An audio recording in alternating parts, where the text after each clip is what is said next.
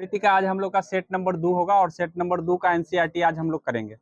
आइए चलते हैं पहले प्रश्न की ओर। पहला प्रश्न 3 सेट होगा, दूसरा का हो गया डिस्कशन। चलिए तीसरा सेट होगा, तो चलिए तीसरा सेट हम आज देखेंगे। तीसरे नंबर में आप देख लीजिए कि पहला प्रश्न आपसे पूछा है कि राजनीतिक सिद्धांत के उद्देश्य के संबंध में निम्न कथनों पर विचार करना है। यहाँ बोला है राजनीतिक सिद्धांत का उद्देश्य नागरिक के राजनीतिक प्रश्नों के बारे में तर्क संगत ढंग से सोचने का प्रशिक्षण देना है। तो ये सही है कि तर्क संगत ही सोचने का प्रशिक्षण को हम राजनीतिक सिद्धांत कह रहे हैं, ये सही है। अब बोला है सामायिक राजनीतिक घटनाओं को सही तरीके से आंकने का प्रशिक्षण देना, और हम राजनीतिक घटना को भी आंकते हैं इस सिद्धांत में। तो इस तरह से दोनों के दोनों यहाँ पे सही दिख रहे हैं और सही कथन को ही ढूंढना था। तो राइट आंसर आप समझ गए होंगे कि सी होगा। कौन सा होगा? सी। एक्यूरेट आंसर यहाँ पे सी हो जाएगा। आइए हम दूसरे प्रश्न की ओर चलते हैं। दूसरा नंबर प्रश्न आपसे है, प्रसिद्ध पुस्तक हिंद स्वराज संबंधित विचार करना है। मतलब हिंद स्वराज के बारे में आपको बताना है। आप ऑलरेडी इसके बारे में जान चुके हैं। बोला इसमें असत्य ढूंढना है, ना कि सत्य। ऐसा नहीं कि सत्य आप लगा दीजिए। इस पुस्तक के लेखक महात्मा गांधी है, एक्यूरेट, एकदम सही है। इस पुस्तक के लेखक महात्मा गांधी है। हिंद स्वराज महात्मा गांधी की आत्मकथा, ये आत्मकथा नहीं है, माई एक्सपेरिमेंट विद ट्रूथ उनकी आत्मकथा है। अगर पढ़े होंगे तो मैंने बताया था आपको वीडियो में भी, इसलिए ये दूसरा नंबर आपको सीधा गलत दिख रहा है और केवल 2 यहाँ पे ऑप्शन नंबर बी दिख रहा है। ठीक है, सी यहाँ पे सही है। हिंद स्वराज में वास्तविक स्वतंत्रता की विवेचना किया गया है। आशा करते हैं इस बात को आप समझ गए होंगे। तो चलिए अब हम प्रश्न नंबर 3 की चलते हैं। प्रश्न नंबर 3 में देखिए, बोला उपयुक्त विकल्प के आधार पर यहाँ देखना है कथन और कारण और जवाब देना है। हमारे संविधान में स्वतंत्रता की गारंटी दी गई है। तो जी हाँ, स्वतंत्रता की गारंटी है। ये आपको पता होना चाहिए कि स्वतंत्रता हमारा अधिकार है। स्वतंत्रता का अधिकार मौलिक अधिकार है, तो गारंटी है। फिर भी हमें नई व्याख्याओं का सामना करना पड़ता है और इस स्वतंत्रता में भी फेरबदल थोड़ा बहुत संशोधित होते रहते हैं, तो व्याख्या करना पड़ता है। राइट है। उसके बाद समाज बार बार नई चुनौतियों का सामना करता है। नई चुनौती का सामना करता है तभी तो नया नया व्याख्या आता है। तो इसका मतलब है कि इसकी व्याख्या भी है। तो राइट आंसर आपका ए हो जाएगा। कथन और कारण दोनों ही सही है और ये इसका स्पष्टीकरण भी। आइए हम प्रश्न नंबर 4 की ओर बढ़ते हैं। देखिए 4 नंबर प्रश्न में क्या पूछा है। संचार तकनीकी के संबंध में निम्नलिखित कथन पर विचार करने हैं। कथन दिए गए हैं 3 कथन और इसमें असत्य कथन को आपको ढूंढना है। तो पहला कथन आपसे बोला है कि असत्य ढूंढना है, याद रखिएगा। अंग्रेजी में इंटरनेट इस्तेमाल करने वाले लोगों की सिटीजन कहा जाता है। तो खाली अंग्रेजी में इस्तेमाल करने वाले सिटीजन नहीं होते हैं। सिटीजन आपको ध्यान रखिएगा, कोई भी इस्तेमाल करता है तो सिटीजन ही होता है। नागरिक को हम नागरिक ही कहेंगे। तो इस तरह से यही गलत है। बाद बाकी यहाँ देखिए, वैश्विक संचार तकनीकी दुनिया भर में आदिवासी संस्कृति या जंगल की सुरक्षा के लिए सक्रिय कार्यकर्ताओं का एक दूसरे से तालमेल करना आसान बना रही है। तो वैश्विक संचार ही दुनिया का तालमेल बना रहा है, ये तो क्लियर सही है। और संचार तकनीकी के ने आतंकवादियों और अपराधियों को भी अपने नेटवर्क कार्य करने की क्षमता दी है। बोला है अपना नेटवर्क कायम करने की क्षमता दी है। तो ये नेटवर्क कायम आतंकवादी और अपराधी का नेटवर्क बन गया है संचार होने से। नहीं तो संचार नहीं था तो उतना जो है आतंकवादी जो है ना फैले हुए नहीं थे। तो ये भी सही है। 2 सही है, 1 गलत है। गलत बोला था कि बताइए, तो केवल 1 हो जाएगा। आइए हम प्रश्न नंबर 5 की ओर चलते हैं। प्रश्न नंबर 5 में आपसे बोला है कि राजनीतिक सिद्धांत का प्रमुख ग्रंथ द रिपब्लिकन किनकी रचना है। बड़ी ही इंपॉर्टेंट है और सबसे VVI क्वेश्चन है ये। याद रखिएगा, इस प्रश्न को आपको हमेशा याद रखना चाहिए। ये इसका आंसर होगा प्लेटो। प्लेटो ने द रिपब्लिकन लिखा है। इस बातों को ध्यान रखेंगे। राइट आंसर इसका प्लेटो होगा। सुकरात पुस्तक के शिष्य प्लेटो ने, मतलब सुकरात का ये शिष्य था प्लेटो, उनके जीवन विचारों के बारे में लिखा हुआ है इस पुस्तक में। द रिपब्लिकन में सुकरात के बारे में लिखा हुआ है। इस बात को ध्यान। सुकरात कौन था? तो प्लेटो का गुरु था। ठीक है, इस बातों को ध्यान रखना है। आइए हम 6ठे नंबर प्रश्न की ओर चलते हैं। फ्रीडम ऑफ फियर, ये एक पुस्तक है जिसको हम भय से मुक्ति कह रहे हैं। ये भय से मुक्ति किसकी लेखक है? तो आपको पता होना चाहिए कि आंग सान सू की ये पुस्तक है। और आंग सान सू कौन है? तो बर्मा के एक राष्ट्रीय कार्यकर्ता और राष्ट्रीय नेता है। अभी इसको फिलहाल जेल में है, क्योंकि वहां सैनिकों ने तख्ता पलट करके इनको जेल में डाल दिया है। ये राष्ट्र के प्रति हमेशा मतलब सोचते रहे हैं, इसीलिए राष्ट्र के लिए लड़ते हैं, इसीलिए सैनिकों ने इनको जेल में डाला हुआ है। अभी वहां पे सैनिक का शासन है, बिल्कुल जिंदा है। और उसके बाद आपको मैं बता दूं कि इनको शांति का नोबेल पुरस्कार भी मिल चुका है अपने देश में, इसी राष्ट्रीयता के लिए लड़ने के लिए। समझ सकते हैं बात। आइए हम आगे बढ़ते हैं। अगला प्रश्न आपसे है, स्वराज मेरा जन्मसिद्ध अधिकार है और मैं इसे लेकर रहूंगा। ये तो आप सभी को पता है, बच्चा बच्चा तक पता है, बाल गंगाधर तिलक। बाल गंगाधर तिलक ने ऐसा कहा है। आइए हम आगे बढ़ते हैं अगले प्रश्न की ओर। महात्मा गांधी ने अपनी प्रसिद्ध पुस्तक हिंद स्वराज की रचना कब किए थे? तो याद रखिएगा, ये हम आपको बताए हुए हैं डेट के साथ वीडियो में। 1909 में ही हिंद स्वराज की रचना उन्होंने करा था। अगले प्रश्न की ओर बढ़ते हैं। रिक्त स्थानों को भरना है। बोला, स्वतंत्र समाज वह होता है जिसमें व्यक्ति अपने हित का संवर्धन डैश प्रतिबंधों के बीच करने में समर्थन हो। ये क्वेश्चन बड़ा ही आसान लेकिन बड़ा ही जटिल लगता है, इस बात को ध्यान रखिएगा। क्योंकि यहाँ बोला है कि अपने ही बोला है स्वतंत्र समाज वह होता है, मतलब समाज भी स्वतंत्र है जिसमें व्यक्ति अपने हित के संवर्धन के लिए कितना प्रतिबंधों के बीच के करने में समर्थ हो। तो न्यूनतम, मतलब क्योंकि जो स्वतंत्र समाज होगा उसमें कोई प्रतिबंध ही नहीं होगा, और जब प्रतिबंध नहीं होगा तो उसमें व्यक्ति प्रतिबंधों को क्यों झेलेगा। तो इसलिए न्यूनतम यहाँ हो जाएगा, शून्य तो नहीं होगा, न्यूनतम मतलब कम से कम। आइए हम 10 नंबर प्रश्न की ओर बढ़ते हैं। स्वतंत्रता की सीमा में संबंधित राजनीतिक चिंतन के क्षेत्र में हानि सिद्धांत एक प्रमुख सिद्धांत है। हानि सिद्धांत के प्रतिपादक, कुल मिला के यहाँ बोला है हानि सिद्धांत के कौन किसने दिया था? तो हानि सिद्धांत स्टुअर्ट मिल ने दिया था, इस बात को ध्यान रखेंगे। हानि सिद्धांत अगर आपसे पूछे स्टुअर्ट मिल का है। आइए हम अगले प्रश्न की ओर बढ़ते हैं, और यहाँ पे बोला है कि आप मिलान कीजिए, मिलान कौन सा सही है। सुमेलित नहीं, गलत मिलान है बोला है। तो गलत मिलान आपको ध्यान रखना है कि ऑन लिबर्टी जो है ना स्टुअर्ट मिल का है, तो ये तो गलत मिलान ही है। उसके बाद रामायण रिटोल्ड ओबरे मेनन का है, तो ये भी गलत हो गया, तो दो तो यहाँ गलत है। उसके बाद है द सैटेनिक वर्सेज, तो द सैटेनिक वर्सेज जो होगा, यहाँ पे थोड़ा सा क्वेश्चन में दिक्कत है कि ऑन लिबर्टी स्टुअर्ट मिल का है, और गलत बोला है, गलत सुमेलित है। तो गलत सुमेलित तो दो गो है, 1 और 2 गलत है। थ्री में भी आपको the satanic versus Salman Rushdie का है, ये सही मिलान है। तो यहाँ पे ऑप्शन में कोई दिख नहीं रहा है, ठीक है। उपयुक्त में से बोला कोई नहीं, एक नहीं, तो ये सब कोई ऑप्शन नहीं है, ठीक है, याद रखेंगे। नन ऑफ दीज होना चाहिए इसमें से, इनमें से कोई नहीं होगा, ठीक है। हाँ, तो कहने का मतलब ये है कि आपके ऑप्शन में है ही नहीं, इनमें से कोई नहीं होगा। आप जो ऑप्शन मिला है कोई मतलब नहीं मिला, तो इसमें से कोई नहीं आप लगा के निकल सकते हैं, ठीक है। एक्यूरेट आंसर इसको माना जा सकता है। आ गया, चलिए। 19वीं शताब्दी के ब्रिटेन के राजनीतिक विचारक जॉन स्टुअर्ट मिल ने अपनी प्रसिद्ध पुस्तक ऑन लिबर्टी, अभी बोले हैं ये, अगर आप ये भी प्रश्न देखे होते तो ऊपर वाला ढूंढ लिए होते।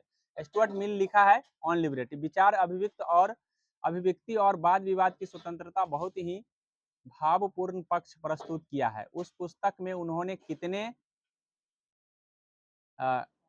कितने ऐसे कारण प्रस्तुत किए हैं जिनके विचार आज की स्थितियों में गलत या भ्रामक लग रहे हैं। तो ये तो बहुत ही गहरा प्रश्न है, याद रखिएगा। ऐसे 4 विचार उनमें लिखा हुआ है स्टुअर्ट मिल के ऑन लिबर्टी में, इस बातों को ध्यान रखेंगे। आइए हम अगले प्रश्न की ओर बढ़ते हैं। सकारात्मक स्वतंत्रता का क्या अर्थ है? तो सकारात्मक स्वतंत्रता का अर्थ ये है कि स्वयं को अभिव्यक्ति करने के अवसरों के विस्तार के रूप में स्वतंत्रता। मतलब हम स्वयं अभिव्यक्ति करने का अवसर अगर बढ़ेगा, इसका मतलब ये सकारात्मक स्वतंत्रता है। अगर वृद्धि को रोका जाएगा तो नकारात्मक वो हो जाएगा। राइट आंसर आपका ए हो जाएगा, ए होगा। रामायण रिटोल्ड नामक फिल्म निर्माता कौन है? अभी रामायण रिटोल्ड के बारे में बताए हैं, ओबरे मेनन। राइट आंसर हो जाएगा ओबरे मेनन। ये 3 प्रश्न आपको एक ही से मिलता जुलता था। आइए देखिए, रिक्त स्थानों को भरना है। डैश की अवधारणा एक राजनीतिक आदर्श के रूप में उन विशिष्टताओं पर जोर देती है जिनमें तमाम मनुष्य रंग, लिंग, वंश या राष्ट्रीयता के फर्क के बाद भी साझेदार होते हैं। तो वो कौन सी अवधारणा है? तो उसको समानता की अवधारणा हम कहते हैं। समानता के आधार पर सभी एक होते हैं, ठीक है, सभी एक होते हैं।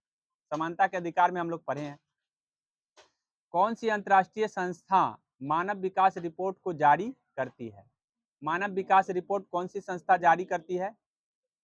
तो यह जो है आपको ध्यान रखना है, यूनाइटेड नेशनल डेवलपमेंट प्रोग्राम, जिसको यूएनडीपी बोलते हैं, यूएनडीपी, मानव विकास सूचकांक। एचडीआई जो है ना, एचडीआई जारी करने वाला यूएनडीपी है, 1990 से जारी किया जा रहा है। इस बातों को ध्यान रखना है। इसके मुख्यालय भी हम आपको बता चुके हैं, इस बात को ध्यान। आइए आइए हम अगले कथन कारण को समझते हैं। बोला है समानता के आदर्श एकमात्र मतलब यह है कि सभी तरह के अंतरों का उन्मूलन हो जाए। तो याद रखिए, एकमात्र का मतलब केवल होता है, और केवल वाला कथन कभी भी गलत ही होता है, तो ये गलत है, ठीक है। उसके बाद समानता का मतलब केवल ही, केवल यहाँ पे ही कहा, तो ये भी गलत है। तो राइट आंसर आपको ना तो एक सही है ना तो दो सही। कहाँ लिखा है? किसी में नहीं है, तो दोनों लिखा होगा, दोनों गलत है।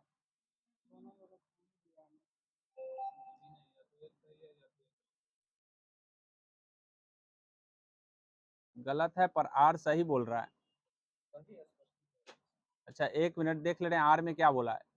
आर में बोला है समानता का मतलब केवल यह है कि हमेशा जो व्यवहार किया जाता है और जो हमें भी अवसर प्राप्त होते हैं, वे जन्म या सामाजिक परिस्थितियों से निर्धारित नहीं होने चाहिए।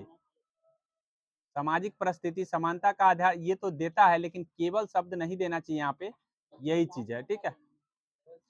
हाँ चलिए, आज से यहाँ पे आंसर दे रहा है आपको, ये आर सही है, लेकिन ये गलत है। उसके अकॉर्डिंग, बुक के अकॉर्डिंग आपका वही आंसर है, हमारे अकॉर्डिंग दोनों गलत है। अब आगे बढ़ते हैं। लोगों में उनकी विभिन्न क्षमताओं, प्रतिभाओं और अनेक अलग अलग चयन होने के कारण उत्पन्न होने वाली असमानताएं किस प्रकार की असमानता का सूचक है?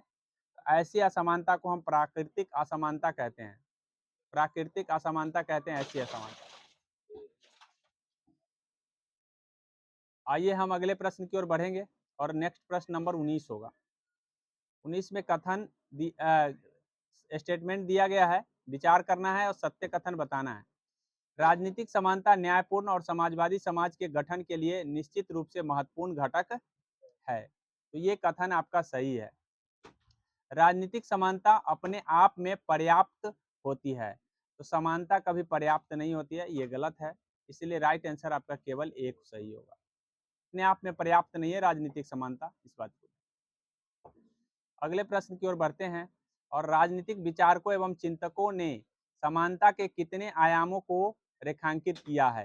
तो राजनीतिक, आपको पता होना चाहिए कि राजनीतिक चिंतकों ने हमारे संविधान में 3 तरह की समानता की बात किए हैं, ठीक है। अब ये 3 तरह की समानता, अवसर की समानता उसमें से एक है, ठीक है।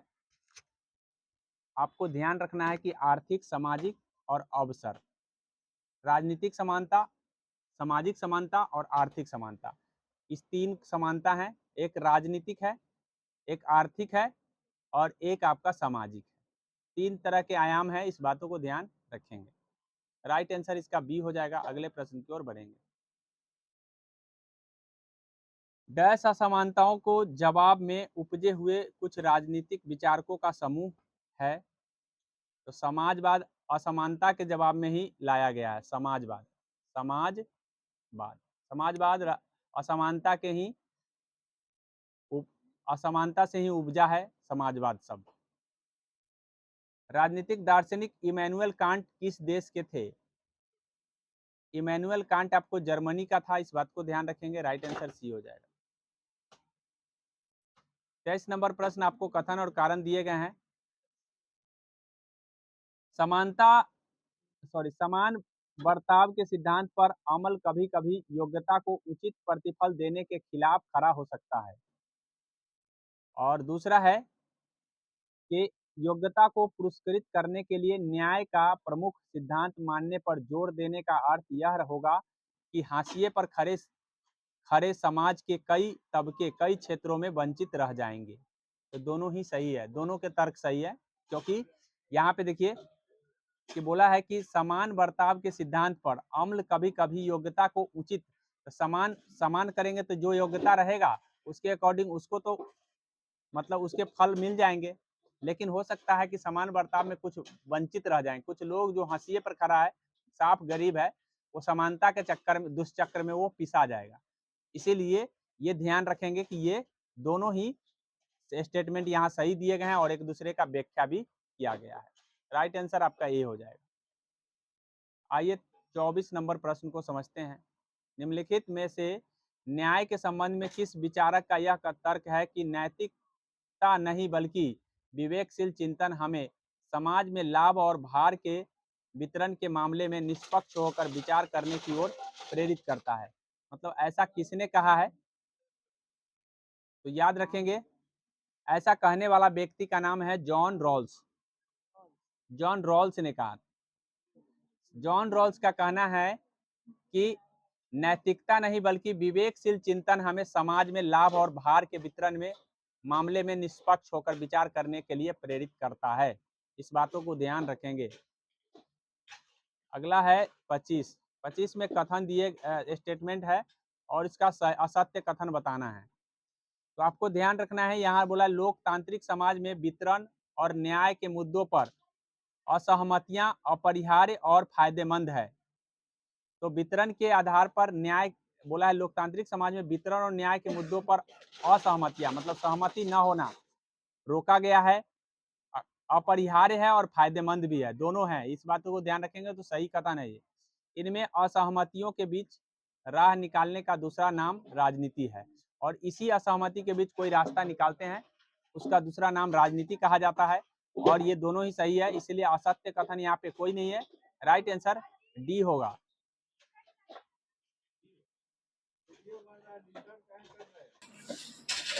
तो देखिए 26 नंबर में रिक्त स्थानों को भरना है। डैश उन बातों को द्योतक है जिन्हें लोग समान और गरिमा का जीवन बसर करने के लिए महत्वपूर्ण और आवश्यक समझते हैं। तो याद रखिए इसका राइट आंसर जो हो जाएगा, ये 26 का आंसर राइट हो जाएगा आपका अधिकार। अधिकार राइट आंसर होगा, क्योंकि अधिकार से ही हमको गरिमा मिला है। इस बातों को ध्यान रखेंगे, गरिमा हमको अधिकार से मिलता है। ठीक है, गरिमा क्या होता है? जैसे अपने अंदर एक सम्मान, तो सम्मान हमको अधिकार ही दिया है। ठीक है, उसके बाद बोला है विचार करना है कथन और कारण पर। मानव अधिकारों के पीछे मूल मान्यता यह है कि सभी लोग मनुष्य होने मात्र कुछ चीज़ों को पाने के अधिकार हैं सभी को। ये बात सही है। बोला है मानव अधिकारों के पीछे मूल मान्यता यह है कि सभी लोगों को मनुष्य होने मात्र से कुछ चीज़ों को पाने का अधिकार है। तो हाँ है। इस विचार का इस्तेमाल नस्ल, जाति, धर्म, लिंग पर आधारित मौजूदा असमानताओं को बढ़ावा देने के लिए किया जाता है। तो ये गलत है, बढ़ावा नहीं दिया जाता है। ठीक है, बढ़ावा नहीं दिया जाता है इन सभी चीज़ों को, ध्यान रखें। कथन 1 सही है, कथन 2 गलत है। सी हो जाएगा। बोला है कि डैश हर चीज़ की या तो कीमत होती है या गरिमा। जिसकी कीमत होती है उसके जगह उसके समतुल्य कोई दूसरी चीज़ भी रखी जा सकती है। इसके विपरीत जो तमाम कीमतें से ऊपर हो और जिसका कोई समतुल्य न हो उसकी गरिमा होती है। ये ऐसा कथन किसने कहा था? तो ये कथन कहने वाला इमैनुअल कांट है। इस बातों को ध्यान रखेंगे, गरिमा वाला बात इमैनुअल कांट कहा है। अधिकार के संबंध में नैतिक अवधारणा को प्रस्तुत करने वाले राजनीतिक विचारक कौन थे? तो याद रखेंगे ये भी इमैनुअल कांट ही है जो अधिकार के संबंध में अभी हम पढ़ के बताए हैं, ऊपर अधिकार के बारे में ही बताए थे। राइट आंसर ये हो जाएगा। अगले प्रश्न की ओर बढ़ते हैं। बोला रिक्त स्थानों को पूर्ति करना है। अधिकार राज्य को कुछ खास तरीके के कार्य करने के लिए डैश दायित्व सौंपता है। तो याद रखेंगे ये वैधानिक, मतलब एक वैधानिक दायित्व देता है राज्य को काम करने के लिए। तो राइट आंसर ये हो जाएगा। अगला प्रश्न है 31। अधिकार के संबंध में निम्नलिखित कथन पर विचार करने हैं। कौन से कथन सही है ये बताना है। तो याद रखिएगा कि अधिकार राज्य को यह बताता है कि राज्य को क्या करना चाहिए। राइट, सही है। अधिकार राज्य को बताता है कि राज्य को क्या नहीं करना चाहिए, ये भी सही है, दोनों ही सही है। तो राइट आंसर आपका हो जाएगा सी। आइए हम 32 नंबर प्रश्न पर चलते हैं। 32 नंबर प्रश्न आपसे बोला है कि संयुक्त राष्ट्र संघ 10 दिसंबर 1948 को मानवाधिकार की सार्वभौमिक घोषणा की थी। संयुक्त राष्ट्र, सबसे पहले तो इस बात को ध्यान रखिएगा कि 10 दिसंबर 1948 आपके लिए इम्पोर्टेंट है, क्योंकि इसी दिन संयुक्त राष्ट्र संघ ने मानवाधिकार को सार्वभौमिक घोषणा कर दी थी। अब उसके बाद बोला है कि संयुक्त राष्ट्र संघ की किस संस्था द्वारा उक्त घोषणा की गई थी, मतलब ये संस्था कौन सी थी जो ऐसा घोषणा किया था। तो इस संस्था का नाम है सामान्य सभा, जिसको हम महासभा कहते हैं। सामान्य सभा, जनरल असेंबली या महासभा, जनरल असेंबली या महासभा कहिए। आइए देखिए 33 नंबर प्रश्न। संयुक्त राष्ट्र संघ द्वारा सार्वभौमिक मानवाधिकार की घोषणा का उद्देश्य क्या था, क्यों किया गया था ऐसा। तो याद रखिए कि विश्व में स्वतंत्रता, न्याय, शांति और आधारशिला रखना था, उत्तम जीवन लाना था, सामाजिक विकास को प्रोत्साहित करना था। मतलब यहाँ पे सभी सही हैं। आगे देखिए 34 नंबर प्रश्न आपसे बोला है कि विश्व प्रसिद्ध फ्रांसीसी क्रांति कब घटित हुई थी। तो सबको पता होना चाहिए कि 1789 में फ्रांसीसी क्रांति और 1917 में रूसी क्रांति हुआ था। दोनों डेट आप याद रखेंगे, आपके इतिहास की दृष्टि से काफ़ी महत्वपूर्ण है। आइए हम जानते हैं 35 नंबर सवाल। 35 नंबर सवाल बोला कथन दिया है और इसमें गलत कथन को ढूंढने हैं। बोला मार्टिन लूथर किंग जूनियर ने दक्षिण अफ्रीका के अश्वेत समुदायों के लिए किए जाने वाले संघर्ष के प्रमुख नेता थे। तो मार्टिन लूथर किंग जूनियर दक्षिण अफ्रीका के श्वेत क्रांति, दक्षिण अमेरिका होगा, अफ्रीका नहीं होगा, ये अफ्रीका लिख करके गलती कर दिया है, इसीलिए एक गलत है। बाद बाकी यहाँ पे दोनों ही सही है। पृथककरण करने के लिए खिलाफ थे और उसके बाद है कि पृथककरण की प्रथा गोरे समुदाय के जीवन के गुणवत्ता को भी कम करती है। तो इस तरह से दोनों यहाँ सही है और एक गलत है। राइट आंसर आपका ए हो जाएगा। 35 का ए होगा। 36 को देखिए। 36 में आपको कथन और कारण दिए गए हैं। कथन में बोला है कि नागरिकता महज एक कानूनी अवधारणा है। तो ये गलत है, सिर्फ कानूनी अवधारणा नागरिकता नहीं है, इस बातों को ध्यान रखेंगे। और उसके बाद है नागरिकता का घनिष्ठ संबंध समानता और अधिकारों से भी है। तो ये सही है। भी है का मतलब नागरिकता का संबंध समानता से भी है और अधिकार से भी है।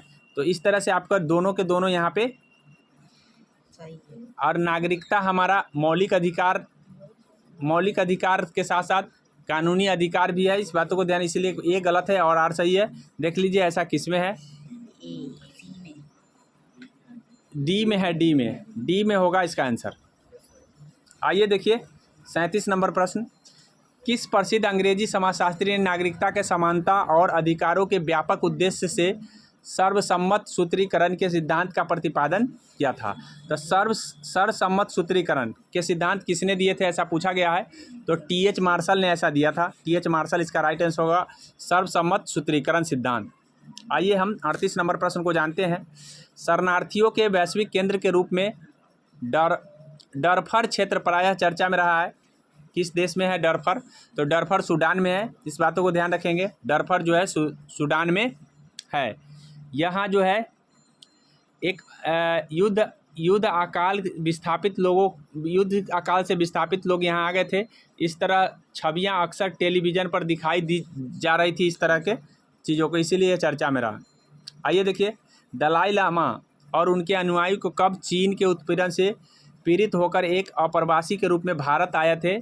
तो दलाई लामा 1959 में भारत आए थे, इसीलिए 1962 में भारत चीन युद्ध हुआ था। इन्हीं के आने के कारण यही झगड़ा लगाए थे। जैसे शेख हसीना अभी आ गई है, उसी तरीके से भारत आ गए थे दलाई लामा। चलिए आगे देखिए शरणार्थियों की समस्या और वैश्विक स्तर पर जांच करने और मदद करने के लिए किस पदाधिकारी की नियुक्ति संयुक्त राष्ट्र संघ के द्वारा की गई। मतलब शरणार्थी के जांच के लिए संयुक्त राष्ट्र संघ ने कौन से अधिकारी को नियुक्त किए थे, तो ऊंचायुक्त को नियुक्त किए थे। इस बातों को ध्यान रखेंगे, जिसे हम ऊंचायुक्त कहते हैं। शरणार्थी ऐसे करते हैं। दक्षिण एशिया में कहर बरपाने वाली प्रसिद्ध सुनामी किस वर्ष आई थी। दक्षिण एशिया में जो है कब आया था सुनामी, तो ये सुनामी आया था, ये याद रखेंगे, 2004 में सुनामी दक्षिण एशिया में आया था। आइए हम अगले प्रश्न की ओर बढ़ते हैं। कथन दिए गए हैं, स्टेटमेंट दिए हैं और इसका कथन सही कौन सा ये बताना है। तो यहाँ बोला राष्ट्रवाद ने 19वीं शताब्दी के यूरोप में कई छोटी छोटी रियासतों का एकीकरण कर बृहद राष्ट्र राज्यों की स्थापना किया था। तो हाँ, 19वीं शताब्दी में जो है यूरोप में कई राष्ट्र छोटा छोटा मिलकर एक बड़ा राष्ट्र बना था। और 20वीं शताब्दी में यूरोप में राष्ट्रवाद बड़े बड़े साम्राज्यों को विघटन में योगदान दिया। तो और वही 20वीं शताब्दी में यह बड़े बड़े साम्राज्य फिर टूटकर छोटे छोटे होने लग गए। तो ये दोनों के दोनों यहाँ पे सही है। 19वीं शताब्दी जोड़ने के लिए और 20वीं शताब्दी तोड़ने के लिए जाने जाते हैं। इस बातों को ध्यान रखेंगे।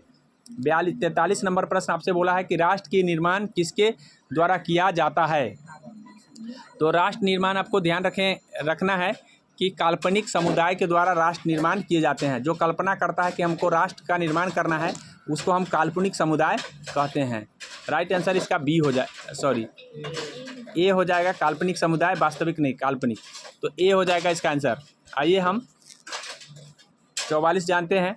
44 में बोला है कि राज्य सत्ता के द्वारा धर्म के मामलों में बिल्कुल हस्तक्षेप नहीं करना धर्मनिरपेक्षता का कौन सा मॉडल कहलाएगा। तो इस मॉडल को हम यूरोपीय मॉडल कहेंगे। ये यूरोपीय मॉडल है। राज्य सत्ता द्वारा धर्म के मामलों में बिल्कुल हस्तक्षेप नहीं करना धर्मनिरपेक्षता कहलाता है। लेकिन भारतीय मॉडल में कुछ हस्तक्षेप किया गया है, इस बातों को ध्यान रखेंगे। इसीलिए अमेरिकी मॉडल और यूरोपीय मॉडल हमारे भारतीय मॉडल से अलग है। आइए हम जानते हैं 45 में बोला है कि कथन कारण दिए गए हैं। 20वीं शताब्दी के शुरुआत दशकों में तुर्की में धर्मनिरपेक्षता को अपनाया गया। तो ये कथन जो है सही है और इसके अंतर्गत संगठित धर्म से सैद्धांतिक दूरी बनाने के बजाय राज्य द्वारा धर्म में सक्रिय हस्तक्षेप के जरिए उनके दमन का हिमायत किया जाता था। तो ये भी बात सही है, दोनों के दोनों ही सही है। और स्पष्टीकरण लेकिन नहीं है, स्पष्टीकरण नहीं है, इस बातों को ध्यान रखेंगे।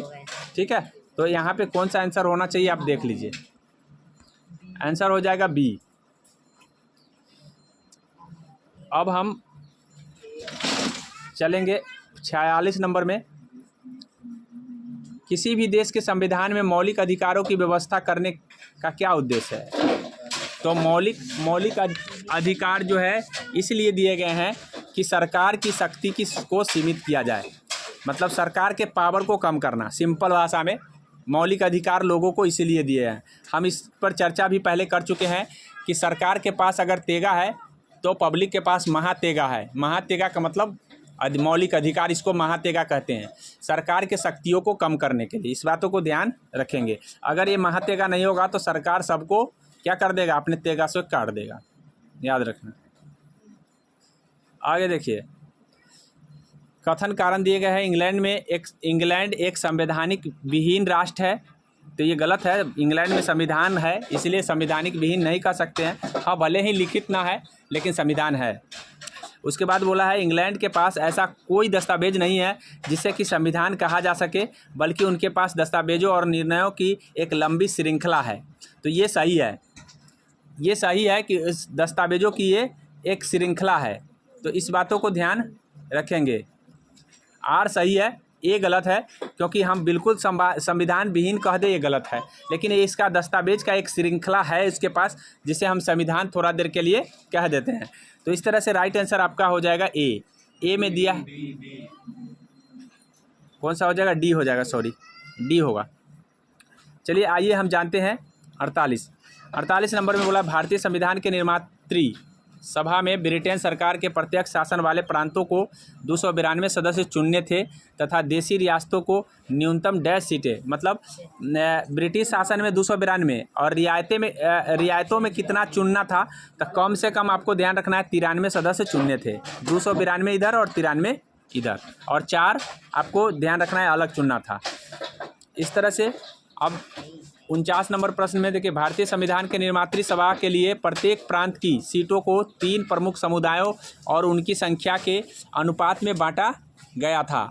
तो यहाँ पे ये सही है कि उनके अनुपात में और 3 प्रांत बनाए गए थे, 3 समुदाय बनाए गए थे। एक तो रियायत था, एक ब्रिटिश प्रांत थे, एक कमिश्नरी थे। तो तीन समुदाय बने थे, ठीक है। और उसके बाद है अनुपात में भी बांटना था, ये भी सही है। तो पहला सही है।